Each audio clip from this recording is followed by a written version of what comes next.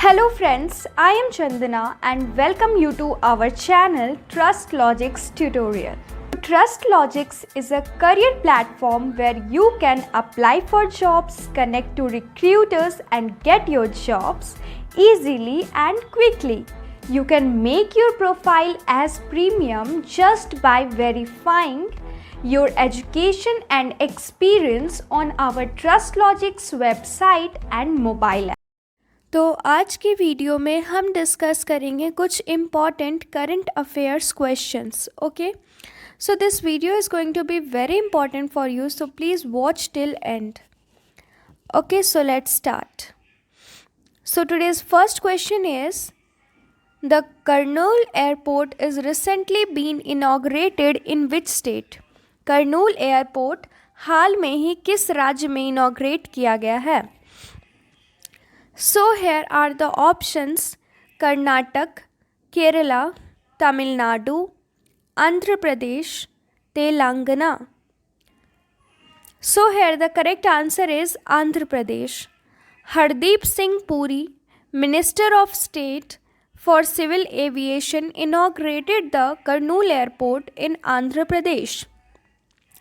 हरदीप सिंह पुरी जो कि civil aviation के स्टेट ऑफ मिनिस्टर हैं स्टेट के, उन्होंने इनॉग्रेशन किया है आंध्र प्रदेश में कुर्नूल एयरपोर्ट का. So now next question, question number 2. Khelo India scheme has extended till. Khelo India scheme कब तक के लिए बढ़ा दिया गया है? So here are the options: 2023-24, 2024-25, 2025-26, 2026-27 and 2027-28. So here the correct answer is 2025-26. The Sports Minister Kiren Rijiju has decided to extend Khelo India scheme from 2021-22 to 2025-26. The ministry has furnished an Expenditure Finance Committee EFC memorandum to the Ministry of Finance for extension or continuation of the Khelo India scheme from 2021-22 to 2025-26. Sports minister किरण रिजिजू ने decide किया है कि खेलो India scheme को extend किया जाएगा 2021-22 से लेकर 2025-26 तक. जो मिनिस्टर हैं वो EFC मेमोरेंडम को मिनिस्ट्री ऑफ फिनांस के साथ कंटिन्यू करना चाहते हैं खेलो इंडिया स्कीम 2021-22 से लेकर के 2025-26 तक. तो अब जो ये खेलो इंडिया स्कीम बना था, अब ये सिर्फ और सिर्फ 2021-22 में ही नहीं, 2025-26 तक ये चलेगा खेलो इंडिया स्कीम. ओके, और ये किसने बताया, किसने डिसाइड किया है? Sports minister. स्पोर्ट्स मिनिस्टर कौन है? Kiran Rijiju. Kiran Rijiju. Okay, so now next question, question number 3. A team from which college in India became the first ever to win the CoreNet Global Academic Challenge? CoreNet Global Academic Challenge जीतने वाला कौन से college का team है? पूरे India में सबसे पहला कौन से कॉलेज का टीम है जिसने CoreNet Global Academic Challenge जीता है?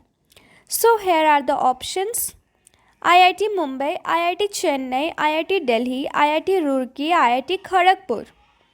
So here the correct answer is IIT Kharagpur. IIT Kharagpur won CoreNet Global Academic Challenge 6.0. This is the first time a squad from India has emerged as winners in the challenge. A team of 4 UG students from IIT Kharagpur won the challenge, sponsored by Cushman and Wakefield, KI&IA Interior Architects. IIT Kharagpur ने जीता है CoreNet Global Academic Challenge 6.0, जो कि सबसे first time एक squad ने भारत में जीता है ये चैलेंज और वो विनर बने हैं. और वो टीम कौन है? ये टीम है IIT खड़गपुर के 4 अंडर ग्रेजुएट स्टूडेंट्स की टीम है जिन्होंने ये कोरनेट ग्लोबल एकेडमिक चैलेंज जीता है और इसको स्पॉन्सर किसने किया था? कुशमैन और वेकफील्ड ने, KI और IMA। ओके, इन्होंने स्पॉन्सर किया था और IIT खड़गपुर ने कोरनेट ग्लोबल एकेडमिक चैलेंज 6.0 जीता है। और IIT खड़गपुर की टीम थी 4 अंडर ग्रेजुएट स्टूडेंट्स की, जिन्होंने भारत में पहली बार ये चैलेंज जीता है and they have become the winner. Okay, so now next question, question number 4। Which city in India got the world's first mobile water from air kiosk recently? हाल में ही भारत के किस शहर को दुनिया का सबसे पहला मोबाइल वाटर फ्रॉम एयर का कियोस्क मिला है? ओके, भारत के किस शहर को पूरी दुनिया में सबसे first mobile water from air kiosk मिला है?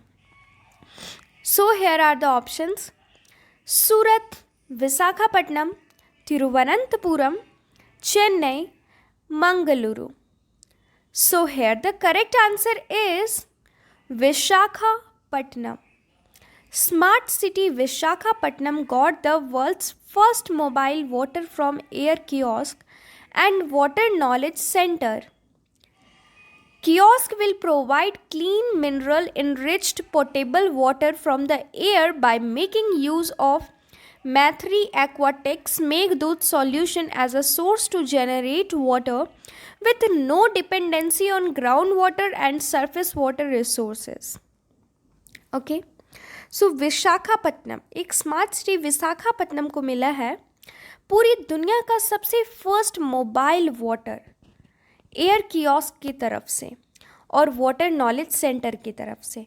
और ये कियोस्क क्या है? ये कियोस्क है जो कि बहुत ही साफ़ मिनरल वाला वाटर, बहुत ही अच्छा पानी, हवा से पानी निकाला जाता है। किसके यूज़ से? मैथ्री एक्वाटेक मेघदूत सॉल्यूशन, इनकी मदद से पानी जनरेट किया जाता है हवा की मदद से। और इसका ग्राउंड वाटर और सरफेस वाटर से कोई लेना देना नहीं है। ये कियोस्क क्या है? कियोस्क है जो कि हवा से पानी लाता है। इसका ग्राउंड वाटर और सरफेस वाटर से कोई लेना देना नहीं है।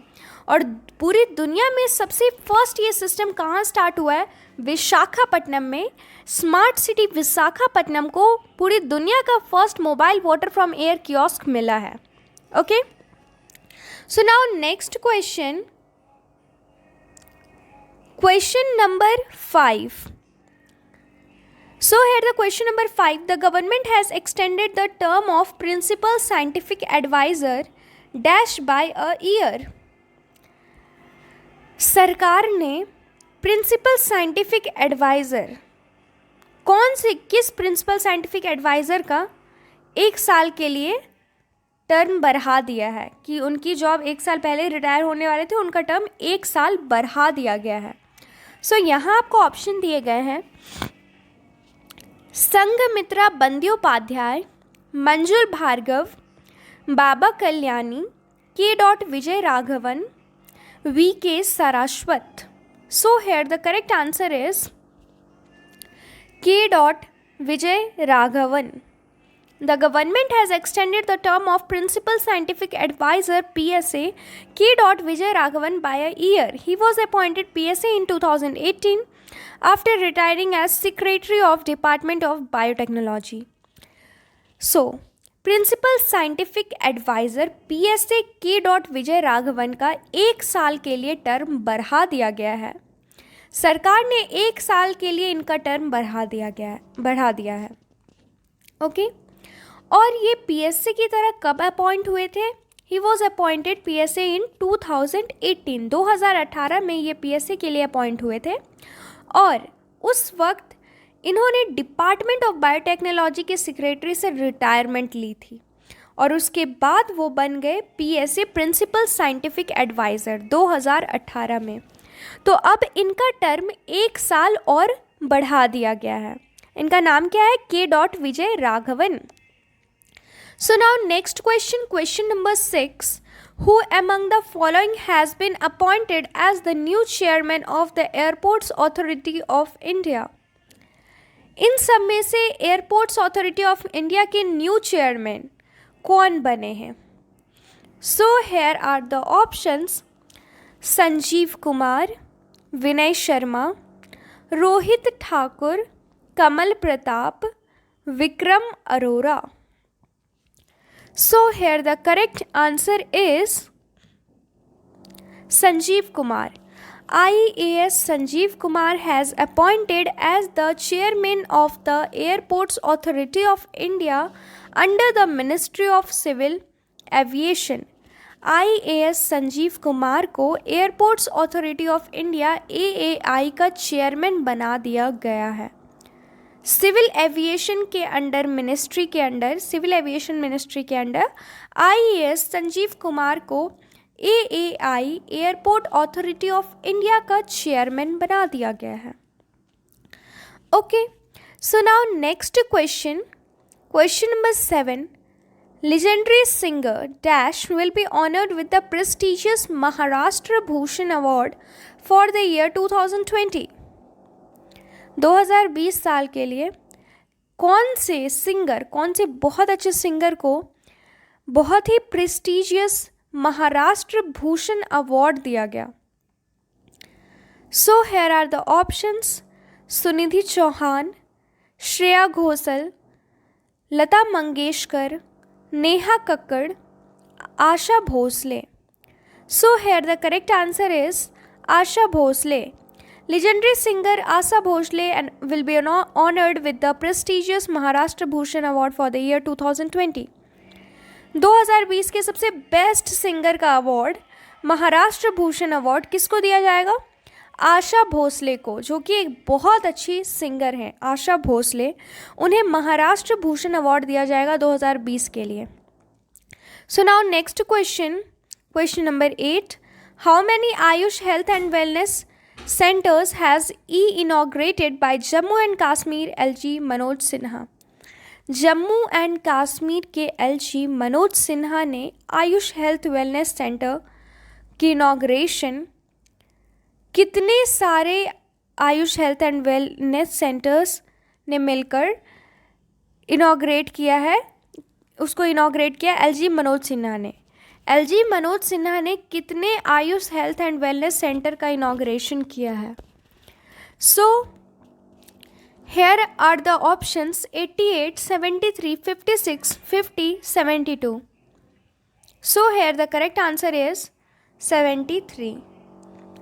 Jammu and Kashmir LG Manoj Sinha has inaugurated 73 Ayush Health and Wellness Centers under Ayushman Bharat across the UT. Jammu और कश्मीर के LG मनोज सिन्हा ने इलेक्ट्रिकली इनाग्रेट किया है 73 Ayush health and wellness centre under the Ayushman Bharat across UT. Okay, Ayushman Bharat के तहत 73 Ayush health and wellness centres का इनाग्रेशन किया है LG मनोज सिन्हा ने. Okay, has been appointed as the Chief Executive Officer of Unique Identification Authority of India. UIDAI के chief executive officer किसे बनाया जा रहा है? कौन अपॉइंट किए जाएंगे? So here are the options: Tanu Verma, Ram Seth, Saurabh Garg, प्रीति टक्कर, देवांशु कुमार.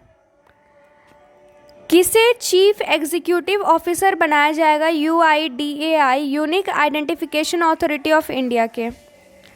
सो here the correct answer is Saurabh Garg. Senior bureaucrat Saurabh Garg has been appointed as the chief executive officer of Unique Identification Authority of India UIDAI as a part of bureaucratic reshuffle effected by the center. Senior bureaucrat Saurabh Garg को appoint किया गया है as the chief executive officer of UIDAI unique identification authority of India, जो कि bureaucratic reshuffle जो कि centre से affected है इसका एक पार्ट है.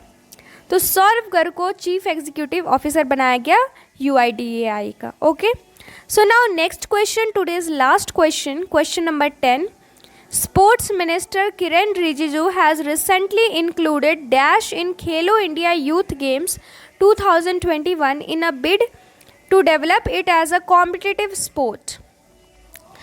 खेल मंत्री किरण रिजिजू को ने क्या इंक्लूड किया है खेलो इंडिया यूथ गेम 2021 में, क्या इंक्लूड किया है किरण रिजिजू ने, जिससे कि वो और भी ज़्यादा कॉम्पिटिटिव स्पोर्ट बन गया है. So here are the options: kite fighting, leg cricket, gilli danda, yogasana, kho-kho. So here the correct answer is yogasana. Sports Minister Kiren Rijiju has included yogasana in Khelo India Youth Games 2021 in a bid to develop it as a competitive sport. Yogasana sport for both male and female categories have been included in Khelo India Youth Games 2021. Okay, so खेल मंत्री किरण रिजिजू ने योगासना खेलो India youth game 2021 में योगासना include किया है, जिससे कि ये और भी ज़्यादा कॉम्पिटिटिव स्पोर्ट बन जाएगा. और ये योगासना स्पोर्ट जो है ये दोनों ही मेल और फीमेल कैटेगरी के लिए है, जो कि खेलो इंडिया यूथ गेम 2021 में इंक्लूडेड है. Subscribe our Trust Logics tutorial YouTube channel to get more informative and useful videos regularly. So thank you and have a nice day ahead.